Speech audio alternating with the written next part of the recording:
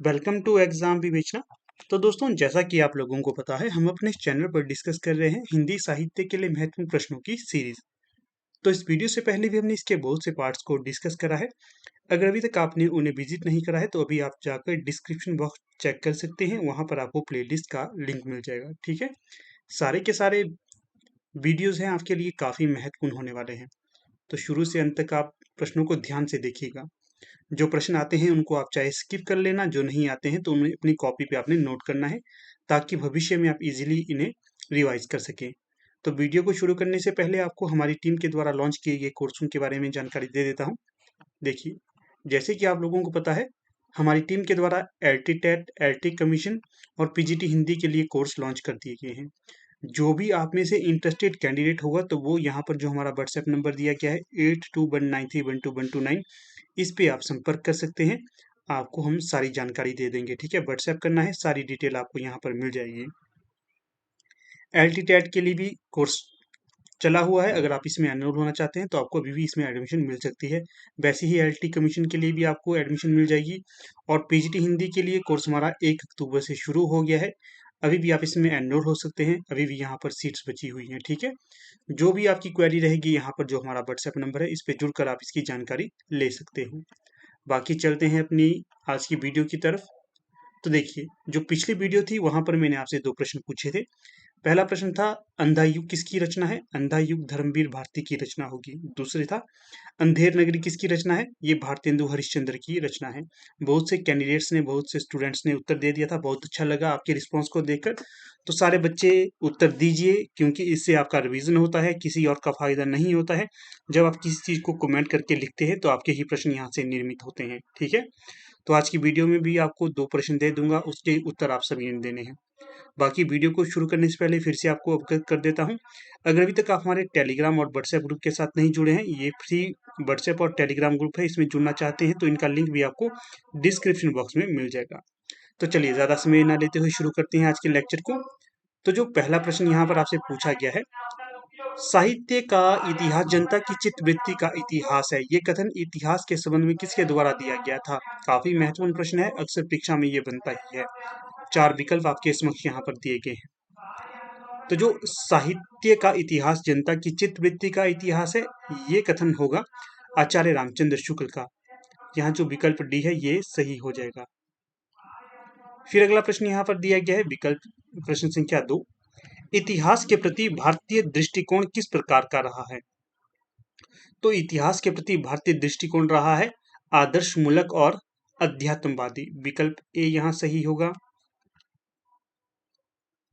अगला प्रश्न देखिए, प्रश्न संख्या 3, हिंदी साहित्य की भूमिका के लेखक कौन है? तो रचना है हिंदी साहित्य की भूमिका, प्रकाशन वर्ष इसका 1940 है। ये रचना हो जाएगी हजारी प्रसाद द्विवेदी की। हिंदी साहित्य की भूमिका, हिंदी साहित्य का उद्भव और विकास, ये जो रचना है ये भारतीय हजारी प्रसाद द्विवेदी की होंगी, ध्यान रखना है। इनकी एक और रचना है उपन्यास, बाणभट्ट की आत्मकथा, काफी पूछा जाता है इससे भी। अगला जो प्रश्न है 4, हिंदी साहित्य के इतिहास लेखन की परंपरा का सूत्रपात किसने किया? तो हिंदी साहित्य के इतिहास लेखन की परंपरा का सूत्रपात किया गया था गारसा दत्तासी के द्वारा। किसके द्वारा? गारसा दत्तासी। इसके द्वारा लिखा गया था इस्तवार दल्ला लिटरेचर एंदुए एंदोस्तानी नामक इतिहास ग्रंथ। हिंदी साहित्य की इतिहास लेखन की परंपरा यहाँ से शुरू हुई थी। और किस भाषा में इन्होंने इसे लिखा था? फ्रेंच भाषा में।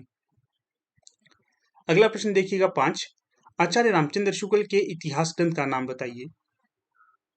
तो जो आचार्य रामचंद्र शुक्ल के इतिहास ग्रंथ का नाम है हिंदी साहित्य का इतिहास, और प्रकाशन वर्ष इसका पूछा जाएगा तो ये होगा 1929। फिर देखिए, अगर आपको इस लेक्चर का पीडीएफ विद उत्तर के साथ चाहिए तो आप हमारे पेड टेलीग्राम ग्रुप के साथ जुड़ सकते हैं। उसके बारे में आपने व्हाट्सएप करना है टेलीग्राम के लिए। ठीक है, वहां पर आपको हर एक व्याख्यान का पीडीएफ मिलता है उत्तर के साथ। बाकी सिंपल पीडीएफ आपको व्हाट्सएप में मिल ही जाएगा। अगला प्रश्न देखिए 6, इनमें से असत्य कथन कौन सा है?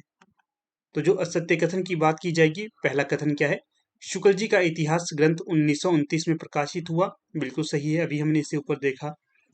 फिर गारसा दत्तासी हिंदी साहित्य के इतिहास के प्रथम लेखक हैं, ये भी सही होगा। फिर है शिव सिंह सरोज ने लगभग 1000 कवियों का विवरण दिया है अपने इतिहास ग्रंथ में, ये भी सही हो जाएगा।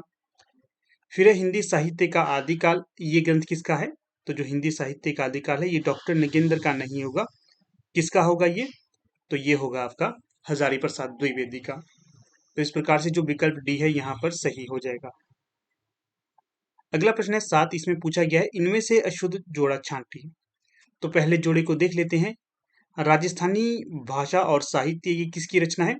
मोतीलाल मिनेरिया की, सही हो जाएगा। हिंदी साहित्य का वैज्ञानिक इतिहास, ये गणपति चंद्रगुप्त की रचना है, ये भी सही होगा।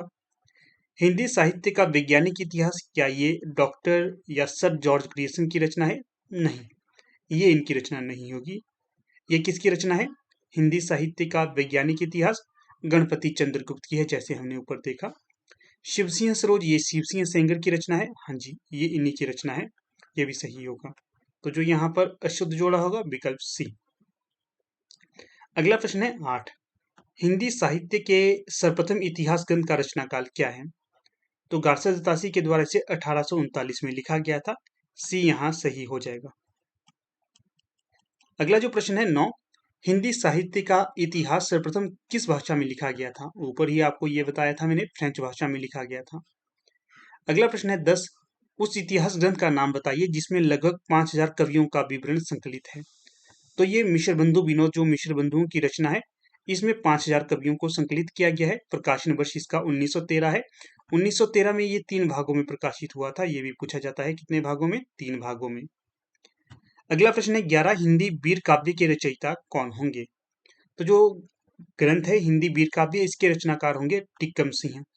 विकल्प सी यहाँ पर सही हो जाएगा आपका। अगला प्रश्न है नागरी प्रचारणी सभा द्वारा प्रकाशित हिंदी साहित्य के बृहद इतिहास के कुल कितने खंड हैं?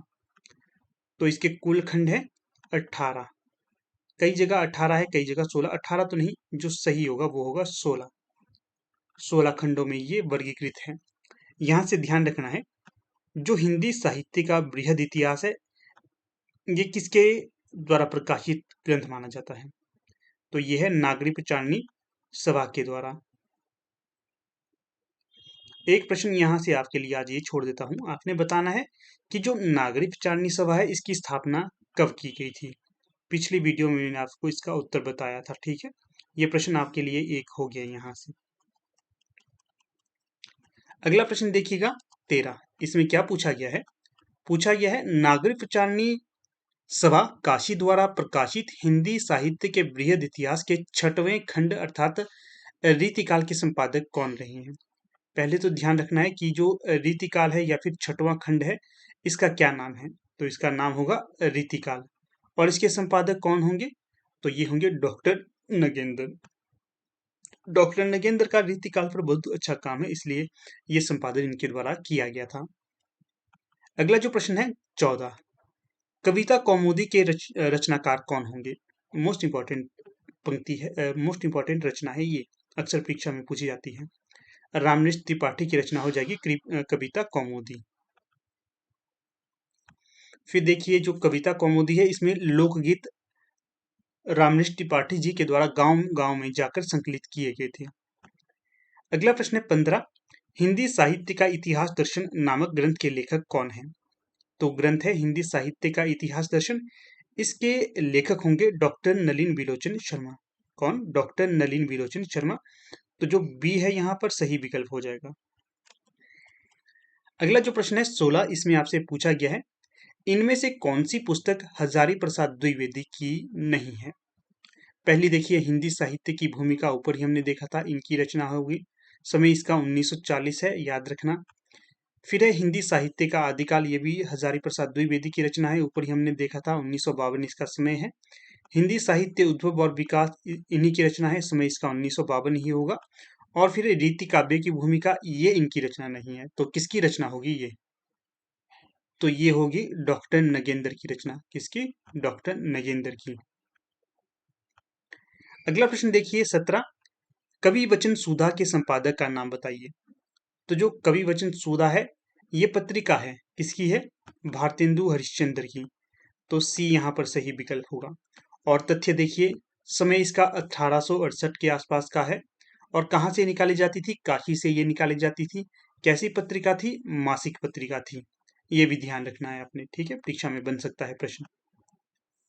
अगला जो प्रश्न है 18, पंडित बालकृष्ण भट्ट किस पत्र के संपादक थे?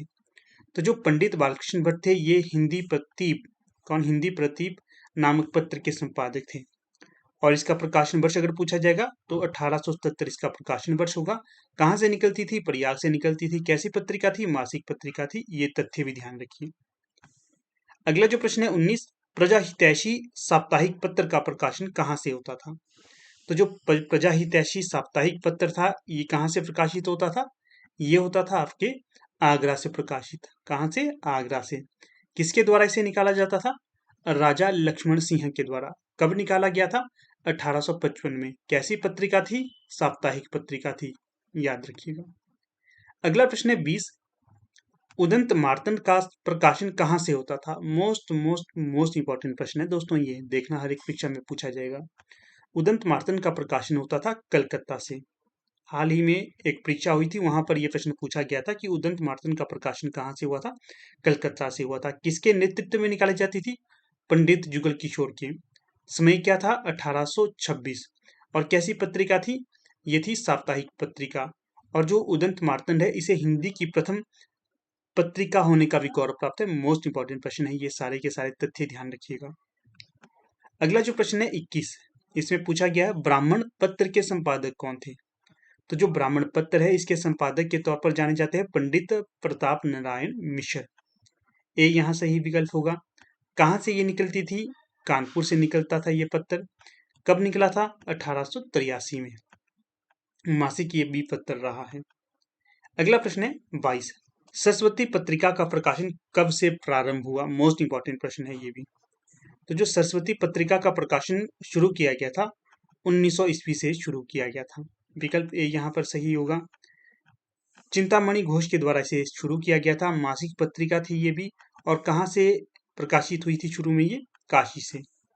तो दूसरा प्रश्न आपका यहाँ से ये बनेगा कि आपने बताना है महावीर प्रसाद द्विवेदी के द्वारा सरस्वती पत्रिका का प्रकाशन कब से कब तक संभाला गया था। ठीक है, ये प्रश्न आपके लिए होगा दूसरा। दो प्रश्न मैंने आपको दे दिए, इनका उत्तर आपने देना है। यहाँ पर देखिए दूसरा ही प्रश्न पूछा गया है, सरस्वती पत्रिका के यशस्वी संपादक का नाम बताइए। तो ये महावीर प्रसाद द्विवेदी थे। और कब से कब तक संभाला गया था? ये उत्तर आपने देना है। अगला प्रश्न है 24, गणेश शंकर विद्यार्थी कानपुर से कौन सा पत्र निकालते थे? तो जो गणेश शंकर विद्यार्थी थे ये कानपुर से निकालते थे प्रताप। कौन सा? प्रताप नामक पत्र। कैसा पत्र था ये? साप्ताहिक पत्र था। कब निकाला गया था इसे? 1913 में। अगला जो प्रश्न है 25, दुलारे लाल भार्गव के संपादकत्व में कौन सी पत्रिका लखनऊ से निकली? तो जो दुलारे लाल भार्गव के द्वारा पत्रिका निकाली गई थी माधुरी पत्रिका निकाली गई थी।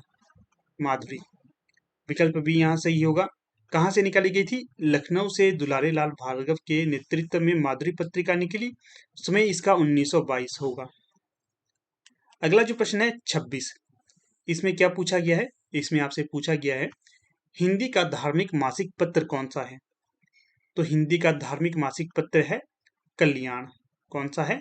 कल्याण है। कहाँ से निकला ये? ये निकला आपका गीता प्रेस गोरखपुर से। कब निकला? 1925 में। कैसा पत्र था? मासिक पत्र था। अगला प्रश्न देखिए 27, कल्याण का प्रकाशन किस नगर में होता है? तो जो कल्याण पत्र है इसका संपादन होता है गोरखपुर में। विकल्प डी यहां सही होगा। अगला प्रश्न देखिएगा, विशाल भारत के संपादक कौन थे?